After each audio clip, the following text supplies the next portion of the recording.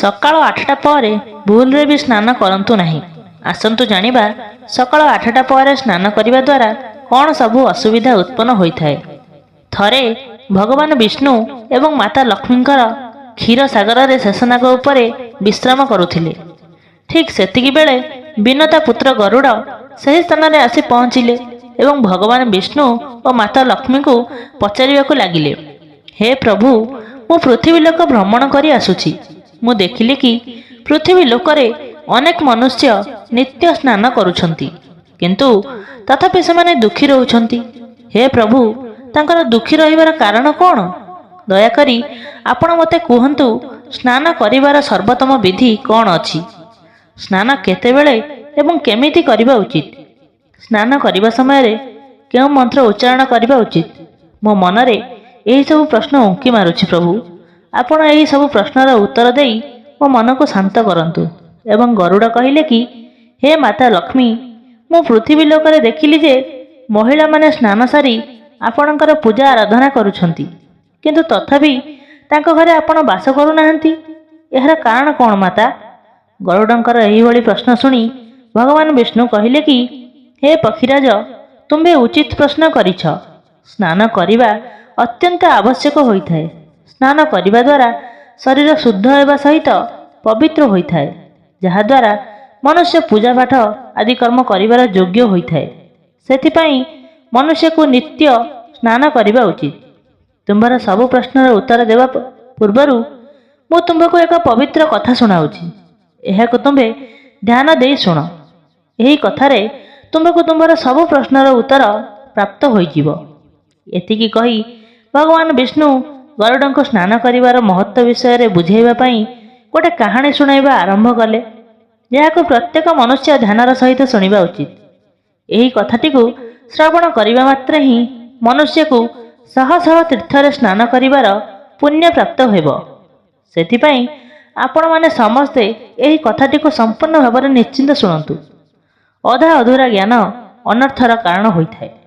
ଚାଲନ୍ତୁ କାହାଣୀଟିକୁ ଶୁଣିବା ଆରମ୍ଭ କରିବା। ଭଗବାନ ବିଷ୍ଣୁ କହିଲେ କି, ହେ ପକ୍ଷୀରାଜ, ଏହା ପ୍ରାଚୀନ କାଳର କଥା ଅଟେ। ମଧ୍ୟ ଦେଶରେ ଏକ ଅତ୍ୟନ୍ତ ସୁନ୍ଦର ନଗରଟିଏ ଥିଲା, ଯେଉଁଠି ଜଣେ ବହୁତ ଧନୀ ମହାଜନ ରହୁଥିଲେ ଏବଂ ତାଙ୍କର 3ଟି ଝିଅ ଥିଲେ। ମହାଜନ ନିଜ ଝିଅମାନଙ୍କର କୌଣସି ଜିନିଷରେ ଅଭାବ ରଖୁନଥିଲେ। ସେ ବହୁତ ସ୍ନେହ ଆଦରରେ ତାଙ୍କର ଲାଳନ ପାଳନ କରୁଥିଲେ। ମହାଜନଙ୍କର ଝିଅମାନେ ଦେଖିବାକୁ ବହୁତ ସୁନ୍ଦର ଏବଂ ସ୍ୱଭାବରେ ବହୁତ ଚଞ୍ଚଳ ଥିଲେ। ଗୋଟେ ବାପାର ଯାହା ଯାହା କର୍ତ୍ତବ୍ୟ ଥିଲା, ମହାଜନ ସେ ସବୁକୁ ସଠିକ ଭାବରେ ପାଳନ କରିଥିଲେ। ନିଜର ଝିଅମାନଙ୍କୁ ସେ ସବୁ କିଛି ଦେଇଥିଲେ, କିନ୍ତୁ ସେ କେବଳ ଗୋଟିଏ ମାତ୍ର ଭୁଲ କରିଦେଇଥିଲେ। ସେ ନିଜ ଝିଅମାନଙ୍କୁ ଶାସ୍ତ୍ର ଜ୍ଞାନ ଦେଇନଥିଲେ। ଜୀବନରେ ସବୁ କିଛି ପାଇବି ତାଙ୍କର ଝିଅମାନଙ୍କର ଜୀବନ ଅଧୁରା ଥିଲା। ଜ୍ଞାନ ବିନା କୌଣସି ବି ମନୁଷ୍ୟ ପୂର୍ଣ୍ଣ ହୋଇନଥାଏ। ଧନ ସମ୍ପତ୍ତି, ସୌନ୍ଦର୍ଯ୍ୟ ସବୁ କିଛି ଥାଇ ବି ମହାଜନଙ୍କ ଝିଅଙ୍କ ପାଖରେ ସେହି ଜିନିଷ ନଥିଲା, ଯାହା ପ୍ରତ୍ୟେକ ସ୍ତ୍ରୀ ପାଖରେ ରହିବା ଉଚିତ। ଯେତେବେଳେ ମହାଜନଙ୍କର 3 ଝିଅ ବିବାହ ଯୋଗ୍ୟ ହୋଇଗଲେ, ମହାଜନ ଝିଅମାନଙ୍କର ବିବାହ ବହୁତ ବଡ଼ ବଡ଼ ଧନୀ ଘରେ କରିଦେଲେ। ସେ 3 ଝିଅମାନଙ୍କର ସ୍ୱାମୀମାନେ ବଡ଼ ବଡ଼ ବ୍ୟବସାୟୀ ଥିଲେ ଏବଂ ସେମାନେ ସମସ୍ତେ ତାଙ୍କ ସ୍ୱାମୀମାନଙ୍କର ରାଜମହଲରେ ରହିବା ପାଇଁ ଚାଲିଗଲେ ଏବଂ ସେଠାରେ ତାଙ୍କର ଦିବ୍ୟ ସ୍ୱାଗତ କରାଗଲା। ବିବାହ ପରର ସବୁ ରୀତିନୀତି ଭଲରେ ଭଲରେ ଶେଷ ହେଲା। ସେ 3 ଝିଅମାନଙ୍କର ଶାଶୁଘର ଲୋକେ ତାଙ୍କୁ ବହୁତ ମାନ ସମ୍ମାନ ଦେବା ସହିତ ବହୁତ ସ୍ନେହ ଆଦର ଆଉ ଭଲ ପାଇବା ଦେଇ ତାଙ୍କୁ ନିଜର କରିନେଲେ। ସେ 3 ଜଣ ନିଜ ନିଜ ଶାଶୁଘରେ ବହୁତ ଆନନ୍ଦରେ ରହିବାକୁ ଲାଗିଲେ।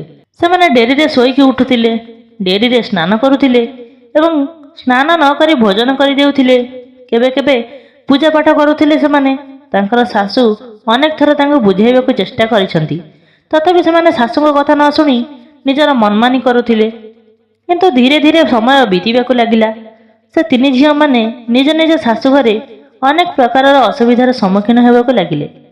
ସେମାନଙ୍କର ସ୍ୱାମୀମାନଙ୍କର ବ୍ୟବସାୟରେ କ୍ଷତି ହେବାକୁ ଲାଗିଲା ଏବଂ ତାଙ୍କର ସବୁ ବ୍ୟବସାୟ ବୁଡ଼ିଗଲା। ସେ ଅନ୍ୟ ଲୋକ ପାଖରୁ ଋଣ ଆଣି ବ୍ୟବସାୟକୁ ଚଳାଇବା ପାଇଁ ଚେଷ୍ଟା କଲେ, କିନ୍ତୁ ତାର କିଛି ଲାଭ ହେଲା ନାହିଁ। ବରଂ ପୁଣି ସେମାନଙ୍କୁ କ୍ଷତି ସହିବାକୁ ପଡ଼ିଲା, ଯେଉଁଥିପାଇଁ ଘରେ ସଦାବେଳେ କଳି ଝଗଡ଼ା ହେବାକୁ ଲାଗିଲା। ଯେବେଠାରୁ ମହାଜନଙ୍କର 3 ଝିଅ ବାହା ହୋଇ ଶାଶୁଘରକୁ ଆସିଲେ ସେବେଠାରୁ ତାଙ୍କ ସମସ୍ତଙ୍କ ଶାଶୁଘରେ ସମସ୍ୟା ବଢ଼ିବାକୁ ଲାଗିଲା। ସେ ତିନି ଭଉଣୀଙ୍କ ଶାଶୁଘରେ ବହୁତ ଆର୍ଥିକ ସଙ୍କଟ ଦେଖାଦେଲା, ଯାହାଫଳରେ ସେମାନଙ୍କୁ ନିଜର ଘରଦ୍ୱାର ସବୁ ବିକିବାକୁ ପଡ଼ିଲା ଏବଂ ସେ ସମସ୍ତେ ଯାଇ ଗୋଟେ ଛୋଟ କୁଡ଼ିଆ ଘରେ ରହିବାକୁ ଲାଗିଲେ। କିନ୍ତୁ ସେ ତିନି ଭଉଣୀଙ୍କର କୁଡ଼ିଆ ଘରେ ରହିବା ଆଦୌ ପସନ୍ଦ ଆସୁନଥିଲା। ସେଥିପାଇଁ ସେମାନେ ନିଜର ଶାଶୁଘର ଛାଡ଼ି ବାପ ଘରକୁ ଫେରି ଆସି ନିଜ ବାପାଙ୍କ ପାଖରେ ରହିଲେ। ନିଜ ଘରକୁ ଫେରି ଆସିଲା ପରେ ବି ସେ ତିନି ଝିଅମାନଙ୍କର ଅଭ୍ୟାସ ବଦଳିଲାନି ଏବଂ ସେମାନେ ନିଜ ବାପାଙ୍କ ଘରେ ବହୁତ ମଉଜ ମଜଲିସରେ ରହିବାକୁ ଲାଗିଲେ। ବାପାଙ୍କ ଘରେ ବି ସେମାନେ ଶୋଇକି ଡେରିରେ ଉଠୁଥିଲେ, ଡେରିରେ ସ୍ନାନ କରୁଥିଲେ, ସ୍ନାନ ନ କରି ଭୋଜନ କରୁଥିଲେ ଏବଂ ସେହି କାରଣ ପାଇଁ ତାଙ୍କର ବାପାମାନେ ମହାଜନଙ୍କର ବ୍ୟବସାୟରେ କ୍ଷତି ହେବାକୁ ଲାଗିଲା ଏବଂ ମହାଜନଙ୍କର ଆର୍ଥିକ ସ୍ଥିତି ବହୁତ ଖରାପ ହୋଇଗଲା। ଥରେ ଗୋଟେ ଦିନ ଭଗବାନ ବିଷ୍ଣୁ ସାଧୁ ରୂପ ଧାରଣ କରି ମହାଜନଙ୍କ ଘରର ଦ୍ୱାରରେ ଆସି ପହଞ୍ଚିଲେ। ମହାଜନ ସେ ସାଧୁଙ୍କୁ ଆଦରର ସହିତ ସ୍ୱାଗତ କଲେ ଏବଂ ତାଙ୍କର ପାଦ ଧୋଇ ତାଙ୍କୁ ପ୍ରଣାମ ଜଣାଇଲେ। ମହାଜନ ସେ ସାଧୁଙ୍କୁ ନିଜ ଦୁଃଖ ବିଷୟରେ ସବୁ କହିଲେ ଏବଂ ଏହି ଅସୁବିଧାର ନିବାରଣ କରିବା ପାଇଁ ଉପାୟ ପଚାରିଲେ। ମହାଜନ ନିଜର ଝିଅମାନଙ୍କୁ ଡାକିଲେ ଏବଂ ସାଧୁଙ୍କୁ ତାଙ୍କ ବିଷୟରେ ସବୁ ଜଣାଇଲେ। ଯେମିତି ସାଧୁ ମହାଜନଙ୍କର ତିନି ଝିଅମାନଙ୍କ ଆଡ଼କୁ ଚାହିଁଲେ ସେ ପ୍ରକୃତ ସତକଥା ସବୁ ଜାଣିପାରିଲେ। ସେ ତିନି ଭଉଣୀଙ୍କର ଚାରିକଡ଼ରେ ନକାରାତ୍ମକ ଶକ୍ତିର ପ୍ରଭାବ ଘେରି ରହିଥିଲା, ଯାହା ସେ ତିନି ଜଣଙ୍କ ସହିତ ଚାଲୁଥିଲା। ସେମାନେ ଯୁଆଡ଼େ ବି ଯାଉଥିଲେ ସେ ନକାରାତ୍ମକ ଶକ୍ତି ତାଙ୍କର ପିଛା ଛାଡ଼ୁନଥିଲା।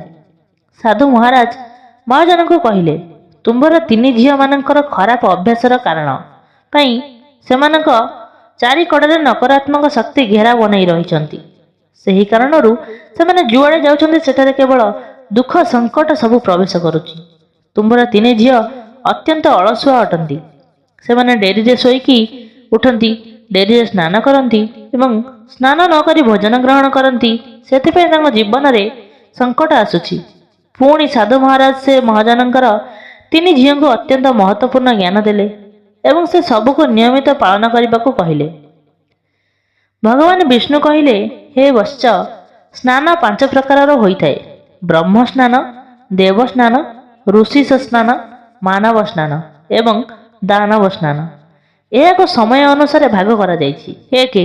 ଶାସ୍ତ୍ରରେ ବ୍ରହ୍ମ ମୁହୂର୍ତ୍ତରେ କରାଯାଇଥିବା ସ୍ନାନକୁ ବ୍ରହ୍ମ ସ୍ନାନ କୁହାଯାଏ ଏବଂ ଏହାକୁ ସର୍ବଶ୍ରେଷ୍ଠ ସ୍ନାନ କୁହାଯାଇଛି। ବ୍ରହ୍ମ ମୁହୂର୍ତ୍ତର ଅର୍ଥ ରାତ୍ରିର ଅନ୍ତିମ ପ୍ରହର ଏବଂ ସୂର୍ଯ୍ୟୋଦୟର ଠିକ୍ 1.5 ଘଣ୍ଟା ବା 2 ଘଣ୍ଟା ପୂର୍ବର ସମୟ ହୋଇଥାଏ, ଅର୍ଥାତ୍ ସାଧାରଣତଃ ସକାଳ 4ଟାରୁ 5:30 ଭିତରେ ସମୟ। ଶାସ୍ତ୍ରରେ ଏହି ସମୟକୁ ଦିନର ସର୍ବଶ୍ରେଷ୍ଠ ସମୟ କୁହାଯାଇଛି, କାହିଁକି ନା ଏହି ସମୟର ବାତାବରଣ ଅତ୍ୟନ୍ତ ଅଦ୍ଭୁତ ଏବଂ ଚମତ୍କାରୀ ହୋଇଥାଏ, ସକାରାତ୍ମକ ଶକ୍ତିରେ ଭରି ରହିଥାଏ। ଏହି ସମୟ ଦେବତାମାନଙ୍କର ସମୟ ହୋଇଥାଏ। ଠିକ୍ ଏହି ସମୟରେ ଦେବତାମାନଙ୍କୁ ସ୍ମରଣ କରି ବ୍ରହ୍ମ ମୁହୂର୍ତ୍ତରେ ସ୍ନାନ କରିବାକୁ ସର୍ବଶ୍ରେଷ୍ଠ ସ୍ନାନ କୁହାଯାଇଛି। ଏହି ସମୟରେ ସ୍ନାନ କରିବା ପରେ ତୁରନ୍ତ ସୂର୍ଯ୍ୟଦେବଙ୍କୁ ଅର୍ଘ୍ୟ ଅର୍ପଣ କଲେ ଜୀବନରେ ସୁଖ ସମୃଦ୍ଧି ଏବଂ ଶାନ୍ତି ଆସିଥାଏ। ସାରା ଦିନ ମନୁଷ୍ୟର ଦେହ ଏବଂ ମନ ପ୍ରସନ୍ନ ରହିଥାଏ, ସକାରାତ୍ମକ ଶକ୍ତି ଚାରିଆଡ଼େ ଭରି ରହିଥାଏ। ବ୍ରହ୍ମ ମୁହୂର୍ତ୍ତରେ ସ୍ନାନ କଲେ ମନୁଷ୍ୟକୁ ସବୁ ରୋଗରୁ ମୁକ୍ତି ମିଳିଥାଏ ଏବଂ ତାଙ୍କର ଶରୀର ନିରୋଗ ଏବଂ ସୁସ୍ଥ ରହିଥାଏ। 2. ଦ୍ୱିତୀୟରେ ହେଉଛି ଦେବସ୍ନାନ। ସକାଳ 5ରୁ 6ଟା ଭିତରେ କରାଯାଇଥିବା ସ୍ନାନକୁ ଦେବସ୍ନାନ କୁହାଯାଇଥାଏ। ସବୁ ପବିତ୍ର ନଦୀକୁ ସ୍ମରଣ କରି ସ୍ନାନ କରିବାକୁ ଶ୍ରେଷ୍ଠ ସ୍ନାନ ବୋଲି କୁହାଯାଇଛି। ଏହି ସମୟରେ ସ୍ନାନ କଲେ ମନୁଷ୍ୟର ଶରୀରରେ ସକାରାତ୍ମକ ଶକ୍ତିର ସଞ୍ଚାର ହୋଇଥାଏ ଏବଂ ସବୁ ନକାରାତ୍ମକ ଶକ୍ତି ଶରୀରରୁ ବାହାରକୁ ଚାଲିଯାଇଥାନ୍ତି। ଏହିଭଳି ଭାବରେ ଦେବସ୍ନାନ କରିବା ସମୟରେ ସ୍ନାନ କଲେ ମନୁଷ୍ୟର ଦେହ ଏବଂ ମନ ଶୁଦ୍ଧ ଓ ପବିତ୍ର ହୋଇଯାଇଥାଏ। ଗୃହରେ ଧନ ସମ୍ପତ୍ତି ବୃଦ୍ଧି ହୋଇଥାଏ, ମନୁଷ୍ୟକୁ ସବୁ ସୁଖ ସୁବିଧା ପ୍ରାପ୍ତ ହୋଇଥାଏ। 3. ସକାଳୁ ସକାଳୁ ଯେତେବେଳେ ଆକାଶରେ ତାରା ଝାପ୍ସା ଝାପ୍ସା ଦେଖାଯାଉଥାଏ, ସେହି ସମୟକୁ ସ୍ନାନ କରିବାକୁ ଋଷିଶ ସ୍ନାନ କୁହାଯାଇଥାଏ।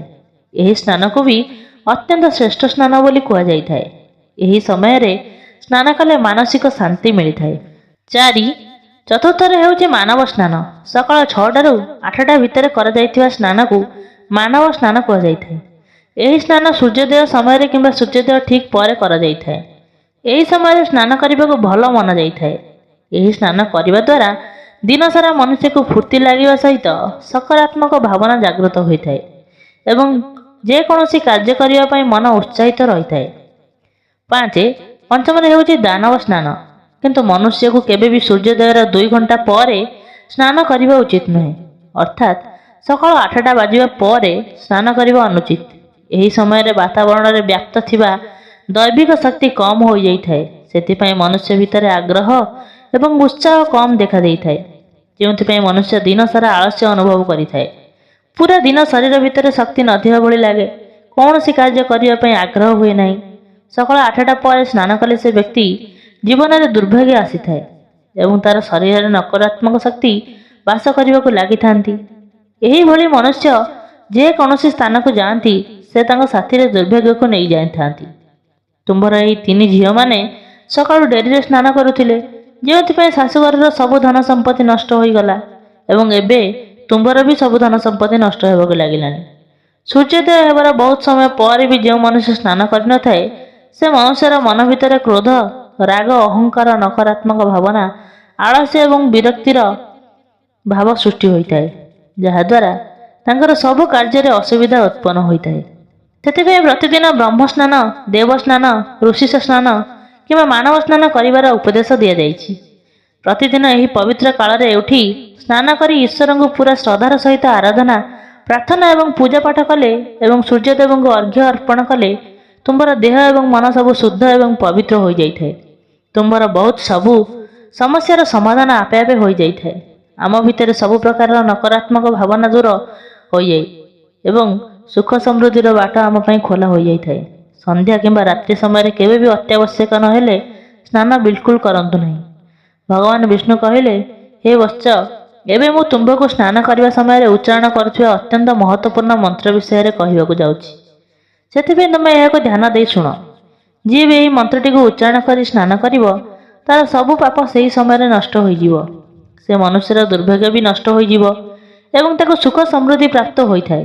ସେ ମନ୍ତ୍ରଟି ହେଉଛି ଗଙ୍ଗେ ଚ ଯମୁନେ ଚୈବ ଗୋଦାବରୀ ସରସ୍ୱତୀ ନର୍ମଦେ ସିନ୍ଧୁ କାବେରୀ ଜଲେ ଅସ୍ମିନ୍ ସନ୍ନିଧିଂ କୁରୁ।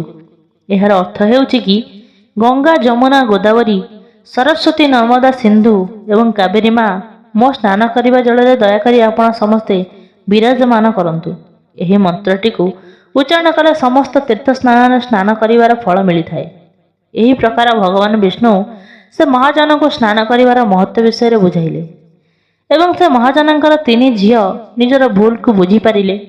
ସେ 3 ଜଣ ନିଜ ନିଜ ଶାଶୁଘରକୁ ରହିବା ପାଇଁ ଚାଲିଗଲେ ଏବଂ ଭଗବାନ ବିଷ୍ଣୁ ବୁଝାଇଥିବା ନିୟମକୁ ସ୍ନାନ କରିବା ସମୟରେ ପାଳନ କରିବାକୁ ଲାଗିଲେ। 3 ଝିଅ ସକାଳୁ ବ୍ରହ୍ମ ମୁହୂର୍ତ୍ତରେ ଉଠି ସ୍ନାନ କରିଲେ ଏବଂ ପ୍ରତିଦିନ ସୂର୍ଯ୍ୟଙ୍କୁ ଜଳ ଅର୍ପଣ କଲେ। ସକାଳୁ ନିତ୍ୟ ସ୍ନାନ କରିବା ଦ୍ୱାରା ତାଙ୍କର ଶରୀର ପବିତ୍ର ହୋଇଗଲା ଏବଂ ସବୁ ନକାରାତ୍ମକ ଶକ୍ତି ପୁରାପୁରି ଭାବରେ ନଷ୍ଟ ହୋଇଗଲା। ଧୀରେ ଧୀରେ ତାଙ୍କ ସ୍ୱାମୀମାନଙ୍କର ବ୍ୟବସାୟ ଠିକରେ ଚାଲିବାକୁ ଲାଗିଲା ଏବଂ ସେ ହରାଇ ଦେଇଥିବା ସବୁ କିଛି ତାଙ୍କୁ ପୁଣି ମିଳିଗଲା ଏବଂ ସେ 3 ଭଉଣୀ ବହୁତ ଆନନ୍ଦରେ ନିଜ ନିଜ ଶାଶୁଘରେ ରହିବାକୁ ଲାଗିଲେ। ସାଙ୍ଗମାନେ, ଏହିଭଳି ଭାବରେ ଆମ ଜୀବନରେ ସ୍ନାନ କରିବାର ବହୁତ ଅଧିକ ମହତ୍ତ୍ୱ ଅଛି। ସେଥିପାଇଁ ଆମକୁ ପ୍ରତିଦିନ ସକାଳୁ ଜଲ୍ଦି ସ୍ନାନ କରିବା ଉଚିତ। ସକାଳ 8ଟା ପରେ ସ୍ନାନ କଲେ ଅଶୁଭ ହୋଇଥାଏ। ଏହିଭଳି ଭାବରେ ଭଗବାନ ବିଷ୍ଣୁ ଗରୁଡ଼ଙ୍କୁ ସ୍ନାନ କରିବାର ମହତ୍ତ୍ୱ ବିଷୟରେ କହିଲେ। ଜୟ ଜଗନ୍ନାଥ।